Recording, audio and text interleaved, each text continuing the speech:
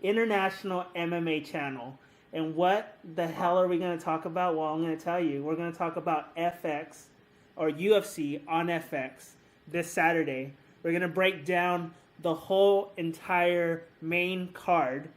And Tercilio is going to give us one of the fighters that is a key fighter in the prelims that we should look out in the near future.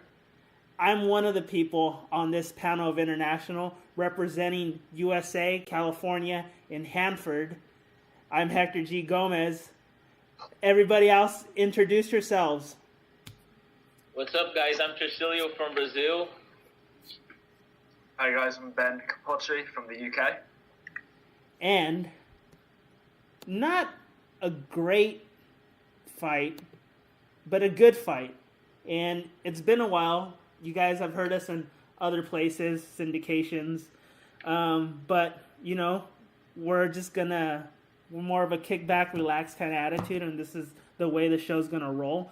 And we're going to start with Tercilio. Go ahead and give us one of the key fighters that you see in the near future maybe advancing to the main card.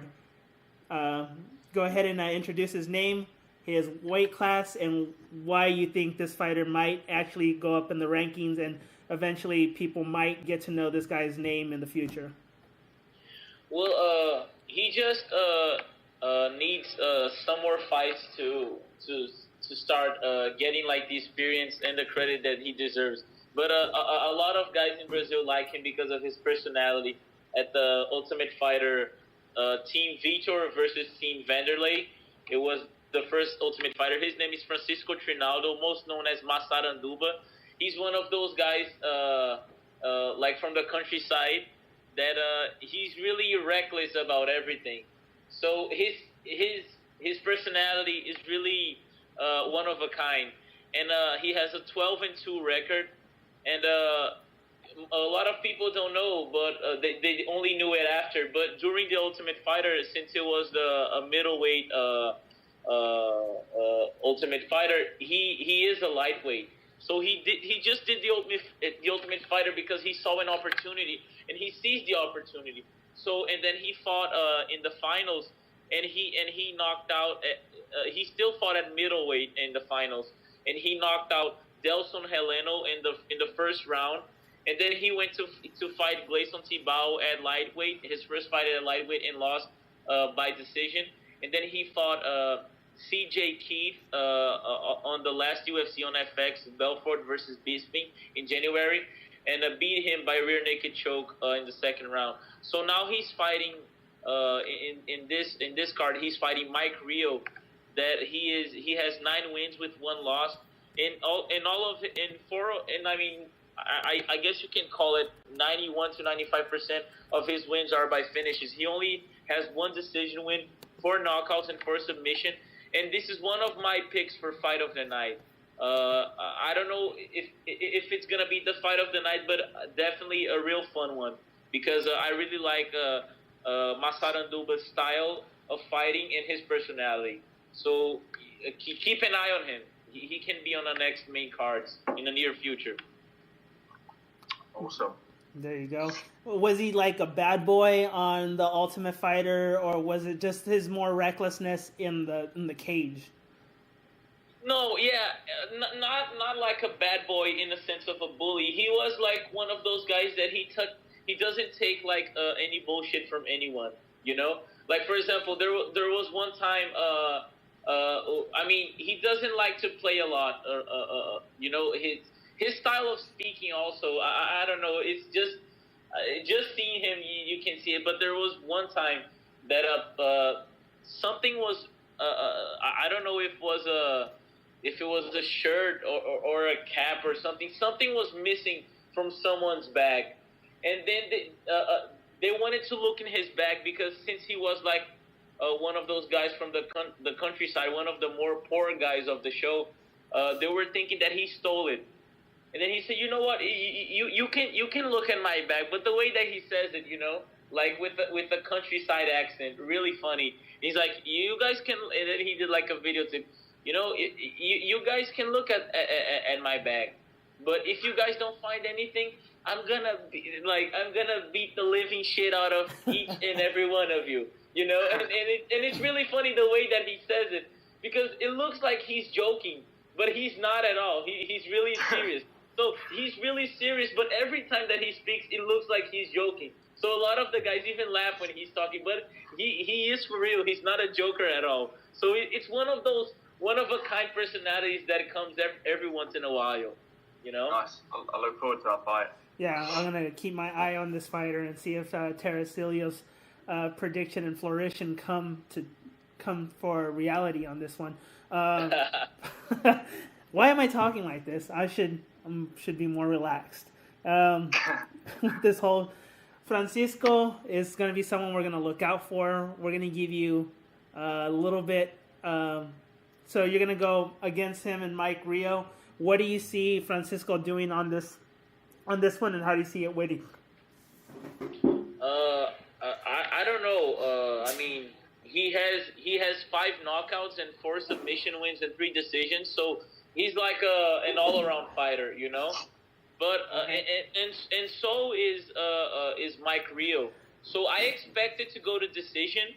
Just because the style of fighting of both fighters, they're all around fighters, but I expect this fight to go to the ground, to be a stand up fight. I expect this fight going everywhere, and Francisco Trinaldo winning by decision. All right. Cool. That's how I see it. All right. So let's break it down. Let's see what we have in the main event. I mean, the first fight right off the bat, I think Tercilio, we were talking about it earlier, it's Rafael Natal and versus, how do you pronounce the other one's name? João Zeferino. And you said that he was a replacement, correct? Yeah. No, I don't know. No, actually, no, he isn't. Actually, it was like Rafael Natal was supposed to fight Costa Filippo. No, actually, Ronaldo Souza was supposed to fight Costa Filippo, and then Rafael Natal was supposed to fight Chris Camozzi. Oh, so this is just a switch around, but when yeah, it was Filippo... a switch around, and then Zeferino came in. So Filippo pulled out then. Yeah, Filippo pulled out of the Jacare fight, and then Chris Camozzi filled in for him, and then João Zeferino wasn't even in the card. I don't know. He actually wasn't even in the UFC. So it's a big chance for him. He has nothing to lose. And everything to gain. Yeah. Mm-hmm. All right, so with Rafael fighting him, This is Rafael's 7th fight in the UFC, so he has a lot to lose to fight like a newcomer on short notice. yeah, and Rafael is coming off a win off Sean Spencer, and then he had a loss back in the Munoz-Weinman fight. That's a long ways back with Andrew Craig. It was a KO head kick. Ben, break this down, and who do you actually see winning this fight? Knowing very little about the other fighter. Well, Zafrino, the Brazilian samurai, is coming off a run of 7 wins. He seems to be like a very aggressive Brazilian jiu-jitsu practitioner. I haven't seen any of his fights, but I'm just looking at his record now, and most of his wins come in by submission. He's got a few losses in there, and the losses all apart from one coming by knockout. So maybe we can see from that he's maybe prone to getting hit a little bit. And then obviously we've all seen Rafael Natal fight a few times in the UFC. You know, he's kind of been on a bit of an up and down run at the moment. Few decision wins, submissions. But I think when you look at these two guys, they both seem to have a similar style. They're both good Brazilian Jiu-Jitsu practitioners, and I think the reason why Zafrino's been getting a lot more submission wins may not be because he's a better practitioner than Rafael is, but because, you know, he's been facing lesser guys in smaller organizations. Like every different fight is in a different event, so I don't think that's to take anything away and be like, oh, he's an outstanding practitioner and he's better than Rafael Natal is in Brazilian Jiu-Jitsu, because he's just been fighting probably easier guys. So when this fight comes down to, for me, I'm going to be picking Rafael Natal to win, probably by decision. I mean, it's going to be Zafrino's first fight in the UFC, and I think it's just going to be a huge, you know, step up in competition. Rafael's no joke. You know, he's been fighting since 2005, and he's been in the UFC for 6 or 7 fights now. So I think he's going to get in there with a very well-rounded fighter, and I think the UFC, you know, the guy's been in the UFC a bit longer, Rafael Natal, I think he's got this. Yeah, especially we tell people UFC in Brazil is huge, so you're going to have a huge outpour of people going out there, so there's also those jitters. And I don't think that the Brazilian samurai, has seen a large capacity of a crowd in the magnitude that the UFC fans come out in Brazil. So the jitters might be an influence. Before Tercilio gives you his pick, I'm going to give you mine. It's going to be Rafael Natal as well, simply because looking, like Ben said, looking at the Brazilian samurai stats, he looks like he has problems with KO and punchers and stand-up fighters. Rafael Natal being one of those strikers, I think it's going to be a complete different kind of striker he's going to meet. He's going to meet an elite fighter of the UFC.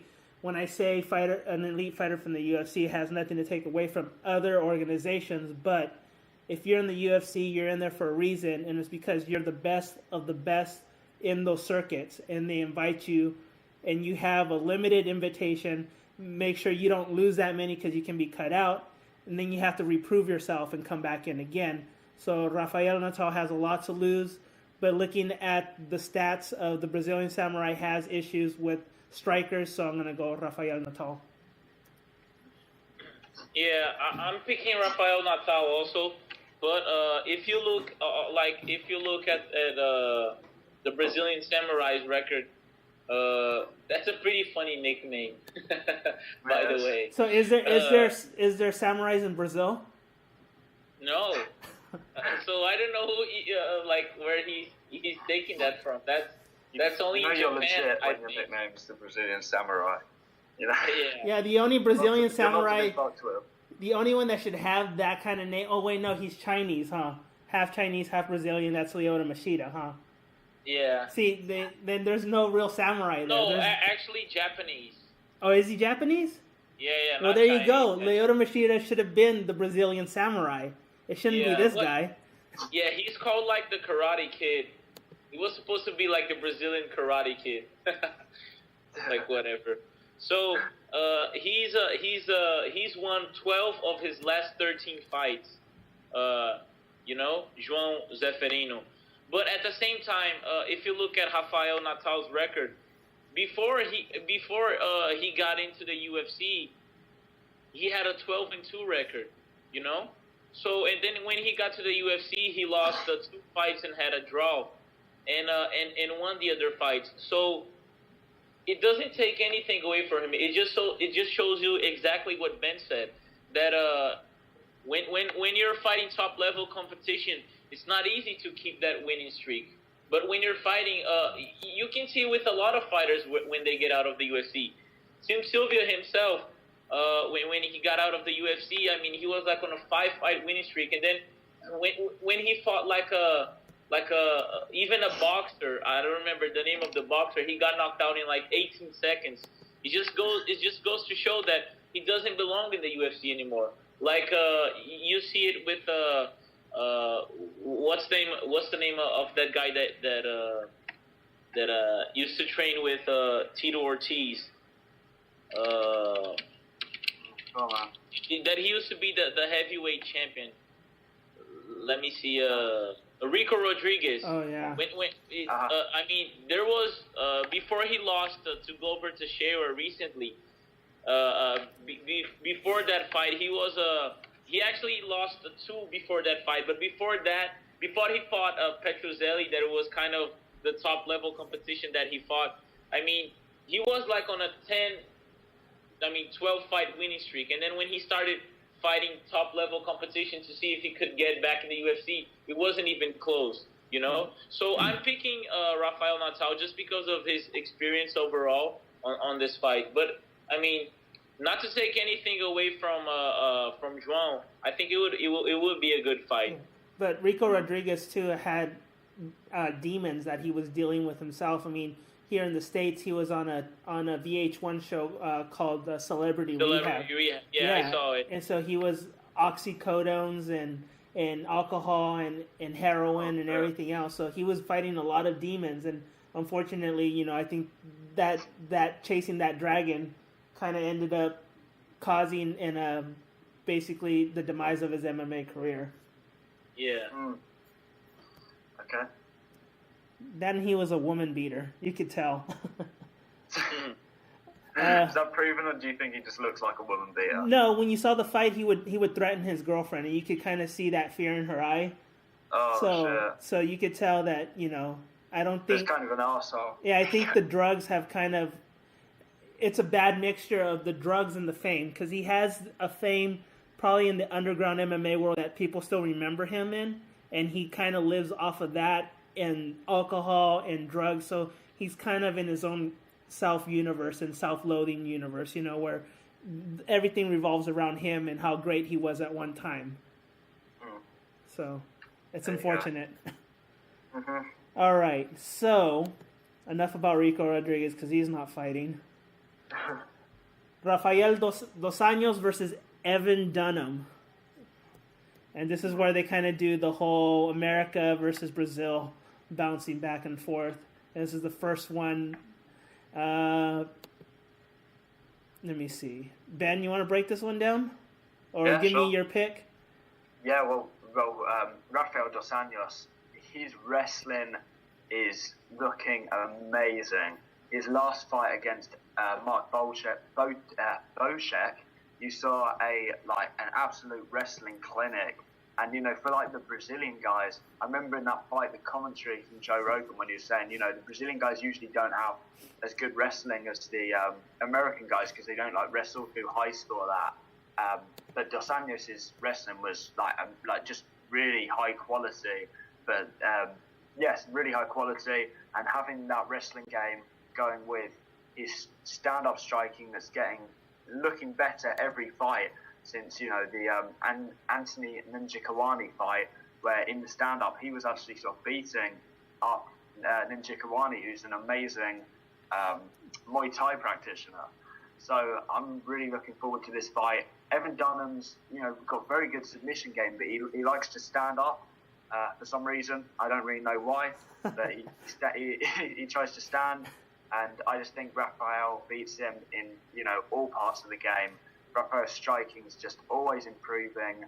He's got amazing, his Muay Thai is really stepping up, and he's got really good coaches, and I think he's going to be able to defeat Evan Dunham in striking. In the wrestling, you're going to see Rafael, I reckon, just put on another wrestling clinic onto Evan Dunham, and in the submission game, I don't think Dunham's going to be able to submit him. So when you put all that together, it works out for a bad night for Evan Dunham. And obviously as well, it's in Dos Anjos' home country of Brazil. Evan Dunham's going to have to travel over from the US and try and deal with all the annoying things that he's going to have to deal with over in Brazil. So easy pick, Rafael Dos Anjos. Maybe by a stoppage in the second round. If not, definitely a solid, dominating decision. Tercilio, what do you think about that? Are you going to agree with him, or are you going to disagree on this one? Yeah, I'm going to agree with him, and I actually think that their style of fighting it's very similar, and I mean, I don't know, I mean, what happened to Evan Dunham after the Sean Shirk loss? That actually, I gave that fight to him. But I don't know, and then he lost to Melvin Gillard, and then won 2 fights, and then lost to TJ Grant, and then won a razor-close split decision over Gleison Tibau.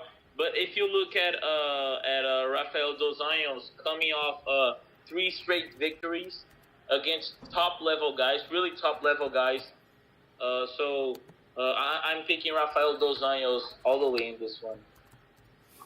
And probably by decision because of their style of fighting. Oh, he's even bringing out how they're going to win. Yeah. Ben, what are you going to give? What are you going to say on this one? Are you going to agree, disagree, decision? You're going to see submission? You're going to see a TKO? What do you think? Ben? Me? I don't know. I think probably a decision for this one. All right. Sometimes on this little show we have, we'll come to an agreement on a lot of these fights, and it's not because we all want to agree with each other, but realistically, this is what we see. And I'm going to have to agree with the Rafael Dos Anjos fight. I mean, clearly, Rafael has something that Evan Dunham doesn't have, and he has a who's who of fights that he's fought. Some of them he's lost, but he's fought a lot more elite top fighters. You're talking about Anthony Njokuani, Karmasu Salarus, Gleison Tibau. He fought Clay Guida. George. He's fought George Strophilopoulos. Tough guy. Terry Enum. He has, I think, a better roster of bigger fighters than Evan Dunham, and I think he's going to just kind of take that momentum that he's had on those 3-fight winning streak and make it his 4th fight winning streak. And I'm going to say decision for Rafael. So here's one that Tercilio is saying it's going to be a snoozer. Doesn't like middleweight Ronaldo Souza, or as everybody knows him as Jacare, versus Chris Camozzi. Since Tercilio doesn't like Ronaldo Souza's fighting style, we're going to let him predict this fight, and who does he actually see winning on this one? Yeah, I don't like his style of fighting, so don't get me wrong. He will. I mean, it's like John Fitch. I don't like John Fitch's style of fighting, but he wins the fights. But so wait. What are you gonna do? But you like Damian Maia, right? Yeah. And you like his style of fighting, right? Yeah. So what's the difference of Damian Maia's and John Fitch's style? No, the difference is because John Fitch. These Souza finishes. Yeah, because John Fitch, he takes the guys down, and then the guys get back up, and then he takes them down again, and just with those short punches, like from the half guard, he never tries to improve his positions. I mean, and I don't know why in the hell he's a black belt in, I don't know, Gaia Jiu-Jitsu, Guerrilla, what the fuck that is, I thought you said gay Jiu-Jitsu. There is a jiu-jitsu in Greg Jackson that is called like gay Gay Joe, like Gay something Joe, like all that. right. Like a gay joke. Joe.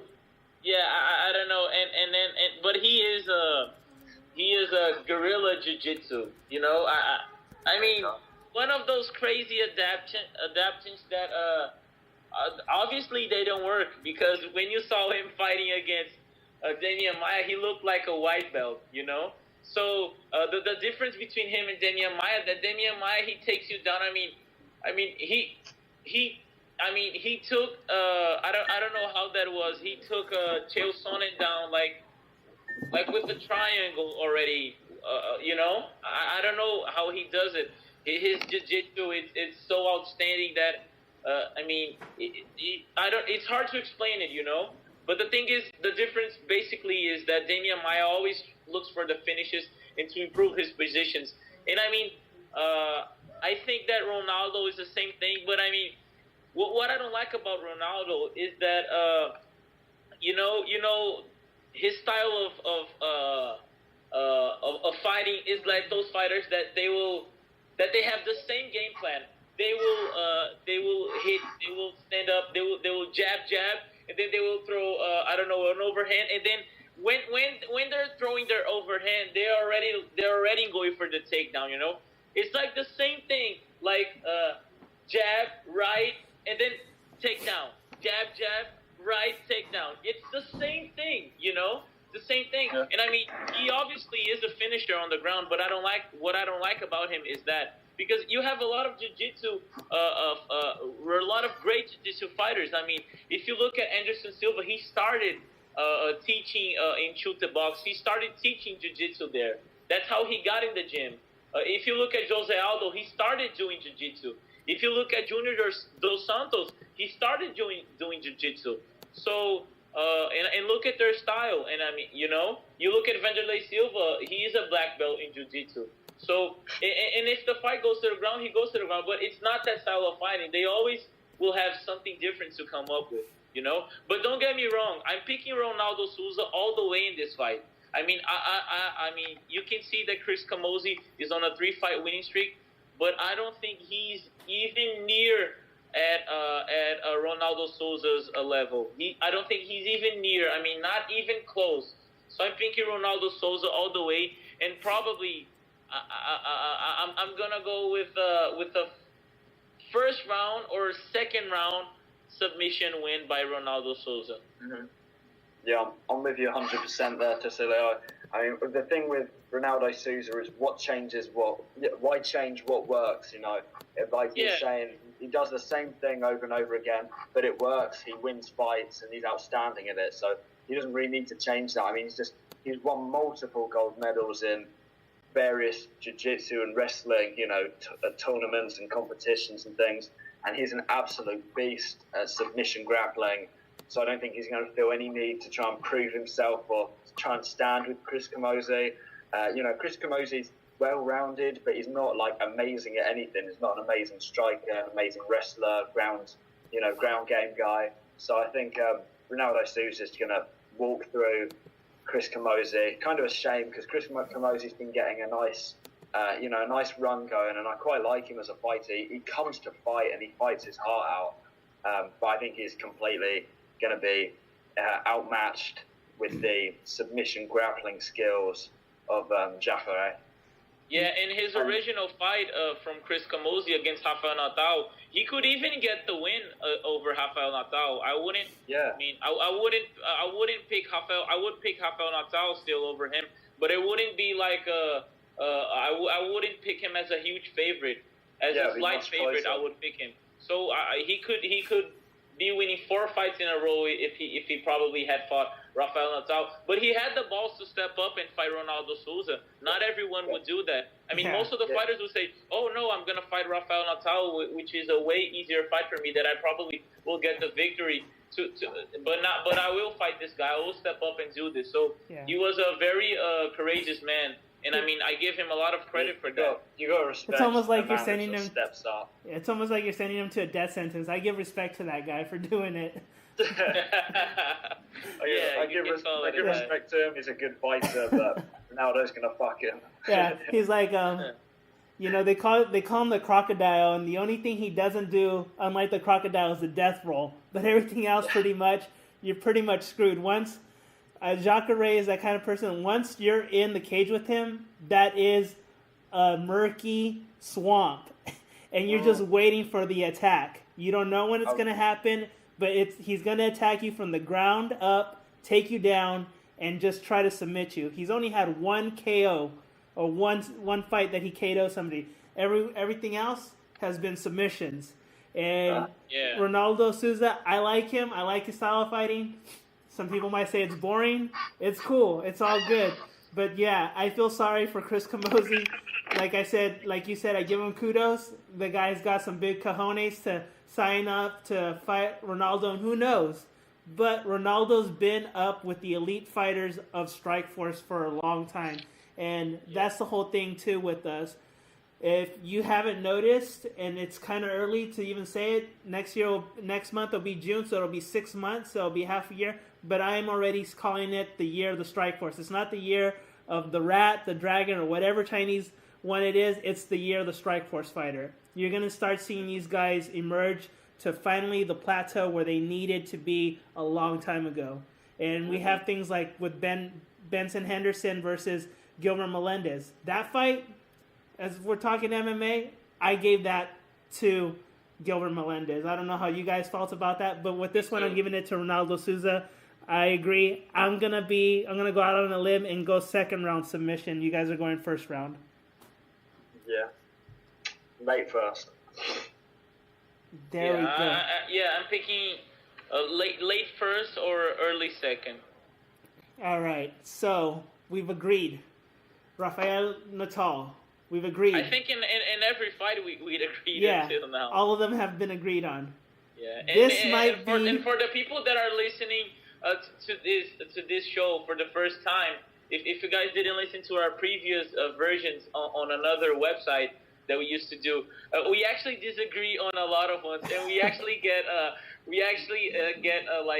heated. Really, but in a fun way, heated and in a fun way.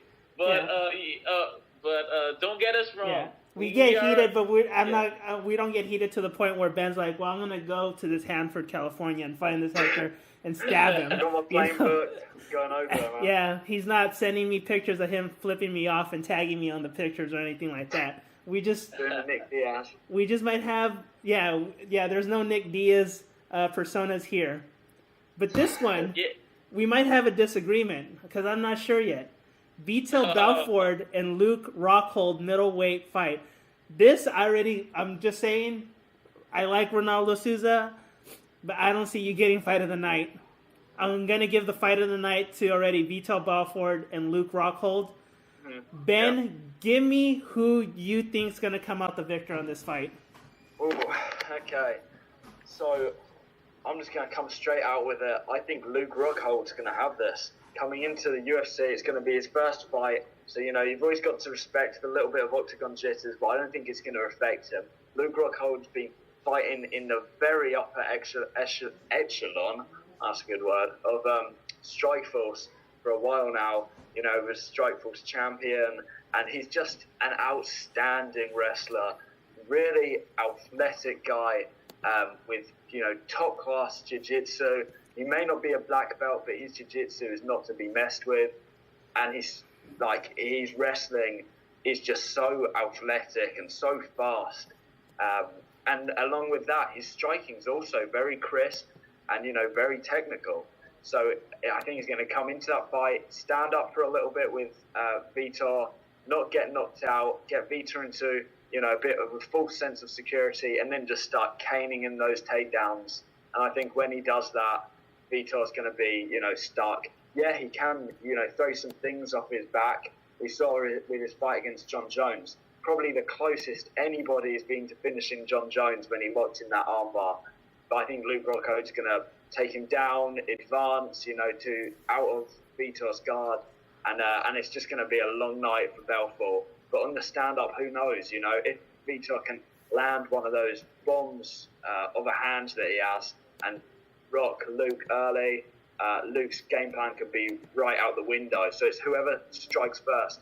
If Vitor can get his hands on him fast, rock Luke, make Luke, respect him, be tentative about the takedown, then it's Vitor's night. But I think what's more likely, Luke's going to get out there and just be caning those takedowns in all night, along with his striking and his aggressive submission game.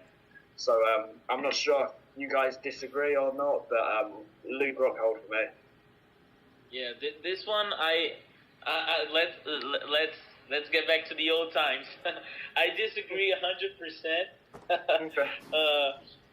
This one, I think with Belfort, the thing is, since he lost to Anderson Silva in such a devastating way, I mean, it's obviously hard for you to get a title shot when you have a stacked division like that. Because obviously Franklin got knocked out and he got the rematch. Basically because there was no one for Anderson to fight, and there wasn't those light heavyweight phenoms like John Jones at the time, or even GSP wasn't, or George St. Pierre wasn't GSP at the time, for them to have those huge fights. So there wasn't anyone for Silva to fight, and then he fought Franklin again. So for Belfort to get the title shot, it will be hard. But for me, in my opinion, as long as Belfort is still alive, he will always be the number 2 middleweight in the world. I don't see anyone in the middleweight beating Belfort. Anyone, and when I say anyone, it can be Jacare, Rockhold, Sonnen, Marquardt. Marquardt is welterweight, sorry. But anyone that you put him with, I don't see anyone. Just his level of experience of striking, it's just because we don't see it a lot in his fights, his ground game. But he is a Gracie black belt, and that's not an easy thing to do, And from a long time ago, it's not like we talked about recently, like those fighters that they start as like a white belt, but then they get famous and they are champion in the UFC, and then their coaches give them black belts just because they are what they are, UFC champion and stuff, just because of their name, not a lot of because of their skills. So he's a legit black belt, and I don't see anywhere Luke Rockhold dominating him in the ground as far as advancing positions, and even as far as like manhandling him so easily, like taking him down easily. I don't see that at all. I mean, you see Anthony Johnson is a great wrestler. Look, he tried everything with Belfort, but it didn't work. So at the end of it all, he just had to stand and bang. But then at the end of it all, what happened was Belfort got the rear naked choke and beat him.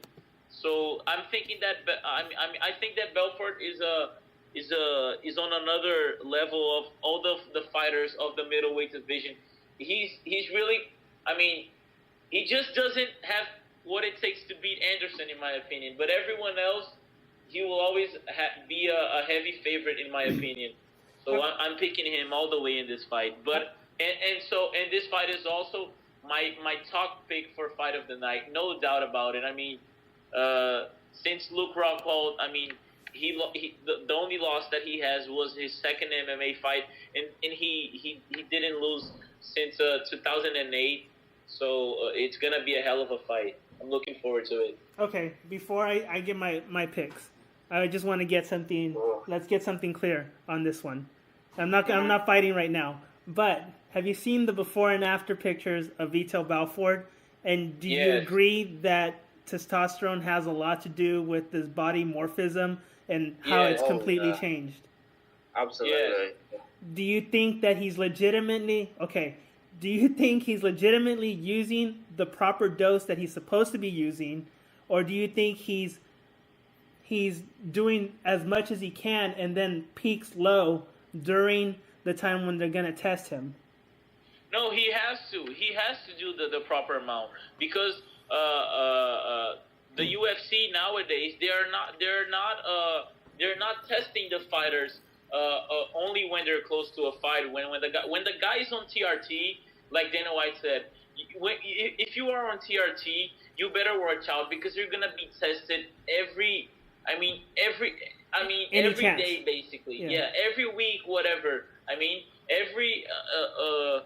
in all the unexpected hours. And Belfort said in in the MMA Hour, in the last week, he said it in the show that basically every week they're testing him, and that's been for like a long time, like for the last 2 months, Okay. or like 3 months. You know, So- he's been tested every week. Yep. So probably he could have he could have taken it like before, I don't know, the Bisping fight on a higher dose. That's the fight that we saw him so big that before that in the John Jones fight he wasn't.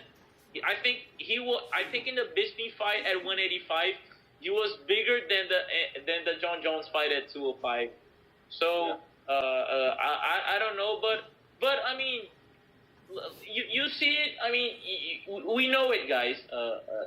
Even if it takes it or if it doesn't, that doesn't do the trick, you know. Yeah, You gotta but- have skills. yeah, I'm just I mean, stating- you can see it. We can see it with Chael Sonnen that he takes it, and I mean, he didn't do anything in a John Jones fight. Anything, you know. Yeah, you but- saw it. You see it with Alistair Overeem. Yeah, but And, the difference between Chael Sonnen and Overeem is they did the time for doing it, and Yeah, I Vitor don't- I Belfort don't buy that. refuses to fight in the States because he knows that they're not going to allow him to fight on the TRT levels that he's taking. Yeah, That's I what I'm don't- I trying to don't- say. And my whole It kind thing, of seems like he doesn't really care about the fact that Yeah. he's cheated in some Yeah. fights by using TRT, and that kind of and annoys I'm me. I not don't really saying like him anything for that. bad about Vitor Belfort, but my thing is too is I am. with the whole bullshit with this, and the thing that pisses me off the most is you're a fucking 36-year-old man taking TRT. Everybody knows that testosterone is not to be taken until over the age of 50. That means that at one point in your life, whether you want to admit it or not, you were doing testosterone at an illegal rate that depleted your testosterone levels, and now you have to be dependent on it because you cannot produce testosterone on your own. Yeah, That's what I'm exactly. saying. It could be also that, but the thing is that we have to look that Belfort has different than all the fighters is that his first fight was in '96, so he was, I don't know, 17 or 18 years old. That's a You good point can- too. Before I say you can do the math. You can do the math there because so he has been training hard and getting injured and enforcing his body to the limit since 1996. I mean, obviously he didn't start training in '96. He probably started training 93. I don't know. For him to or 94 or whatever. Well, for him that's to a take the good first point. fight. Yeah. I'm not disagreeing on that. I'm disagreeing on what you're saying that because he's fought for so long that his testosterone levels have gone down. But I think Ben has heard it and you've heard it on the Joe Rogan show. There's a controversial thing where they think repeated blows to the head can lower your testosterone. So that might be an implication of maybe it's his time to retire because his testosterone levels are so low because of the damage that his brain has already had It's from best past to get fights. out. It's best to get out now before he has to be Because completely there's reliant on testosterone. there's two ways, and that one's strictly theoretical. It hasn't even been proven yet that it can actually affect. The other thing, and it's obvious for Overeem, who now looks like a G.I. Joe or a He-Man, when he went to looking like a skinny Anderson Silva when he first started. Lanky kid. Yeah, that he has used the steroids, and you can see it in his brother. His brother is like a prima donna, a fixture of what if somebody on high levels of testosterone looked like. But he'd abused it, and now look at him. He's in the thing where we don't even know what's going to happen with him because his testosterone levels the last time, because he wasn't cheating, were so low that it was endangering him of getting prostate cancer, testicular cancer, and now he has to get a regulation to take testosterone, not just once, but for the rest of his life because of what he did in the past. So Vitor Belfort cannot fight anymore without testosterone. So him coming to the States, it's not going to happen. We're probably going to see him on UK events. We'll probably see him in Australian events and Brazil events. But him coming to the US, it's going to probably be a lot harder for him because now him taking it is something you cannot stop. He's that age where it's peaked and he cannot stop taking TRT. He has to take it for the rest of his life because his body has already accepted him taking it. And so his body doesn't know how to produce it anymore. He has to take it to equal out a level. And that's another thing too with that, is that he's not even going on a normal level like a normal man does a 4-to-1 ratio. An athletic man goes 6-to-1. That's what the commission allows, is a 6-to-1 ratio. He's going at a 6-to-1 at a 36-year-old body. That's not heard of. That's not normal. Usually at 36, people are ready to retire because their body is starting to lower their testosterone, where it's a 4-to-1 and not a 6-to-1 anymore. So he's cheating age by taking testosterone and still staying at a 6-to-1 ratio when his body is clearly should be at a 4-to-1. Mm-hmm. Yeah. I'm sorry. Am I heated about it? Okay. Run over, Hector. Let's talk about who I see winning. I'm going to give this to Luke Rockhold. Luke Rockhold, I like Luke Rockhold. I've liked him since Strikeforce. Vitor Belfort's a good fighter, a stand-up fighter. Like you said, he has had some submissions in the past, but Luke Rockhold's signature is taking him down and basically beating the living crap out of them like he's done in the past. He has that old MMA style of the Randy Couture's, the Tito Ortiz's. Even the Chuck Liddells, who would knock him down, would still kind of take him down here and there, or he would take him where he would beat him and they would be rocked and then take him down to the ground and beat the shit out of them. I like those kind of fights. Vitor Belfort's kind of always looking for a knockout and a quick decision. And that's nothing to give away to Belfort, because Belfort wants to get out, wants to be non-injured and go back to another fight as soon as possible. He knows that his time is coming up. He's 36 years old, so he needs to go and do it. We push Nathan on bed. And like you heard my son, Avi pushed Nathan off the bed. So I'm going to go ahead and agree that I'm going to go agree with Ben on Luke Rockhold winning this fight. I see it by decision, but I see one hell of a fight. I see they're going to go toe-to-toe. Vitor Belfort's going to go head hunting, going to look for the KO. Well, Luke Rockhold takes him down, maybe does a couple jabs, maneuvers around, angles off, watches out for any Brazilian Jiu-Jitsu moves, and gets up, stands up, and take him back to the ground. Yeah, and just a quick thing, Alistair Overeem is scheduled to fight at UFC 164 August 31st, but he doesn't have an opponent yet. Will later be announced. Okay. Just off the topic. Mm-hmm. All right. There we go then. What was First that? international MMA show. I feel like this is going to be a great forum for us all to post our videos, and we're back together now, and I really look forward to seeing where this channel is going to go. Yeah. So yeah. While talking, I was multitasking, and so we actually do have an email address where you can send us questions, send us your decisions, your picks. We'll go ahead and name you guys out. We'll do whatever you guys want, as long as it's not in bad taste. We're the only ones that can take the bad taste, not you guys. Our email address is internationalmmachannel@gmail.com. You can send us everything. I think we'll set up a Twitter. We'll figure everything out. This is going to be episode 1 of this. Let's just go down the list real fast, and then we'll call it good night, because it's not even nighttime, it's morning time for one of our panel. Mm-hmm. What time is it over there? Well, it's 3:45 a.m. on Wednesday. Jesus. That's called dedication. Yeah. Oh, and I forgot to say, Luke Rockhold also fights with American Kickboxing. That's one of the things that I take an advantage. He has fighters like John Fitch, Daniel Cormier, Mike Kyle, Phil Baroni, Mike Swift, Cain Velasquez, that can prepare him for a fight like that. Josh Thompson, who just, I know we haven't been on a while, but fucking devastated Nick Diaz. Oh, man. So he has these huge, vicious pit bulls in this American Kickboxing Academy, and that's where I see he has an advantage over the Black Zillions, Vitor Belfort, and their management issues and everything else. So having a great team behind you also has a huge advantage, and that's why I'm giving the advantage to Luke Rockhold as well. So, real fast, we only disagreed on one card, actually. So that's kind of unique, but we're going to go with it.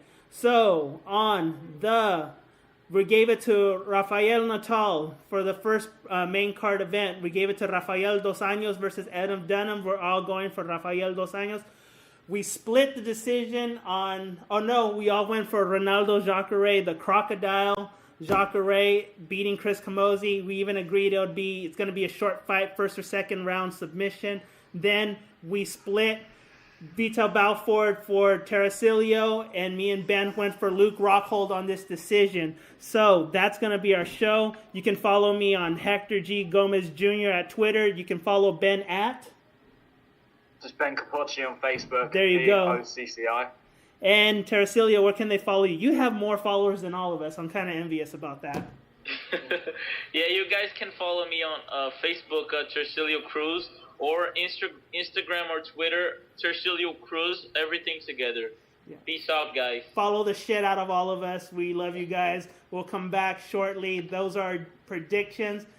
Stay humble to each other. Be nice to everybody else, because being nice is the only way to get through life. This is the International MMA channel. We're signing off. Everybody have a good night, good morning, wherever the hell you're at. Good night, good morning, good evening. We'll see you guys later. Peace. Thanks, Peace. guys.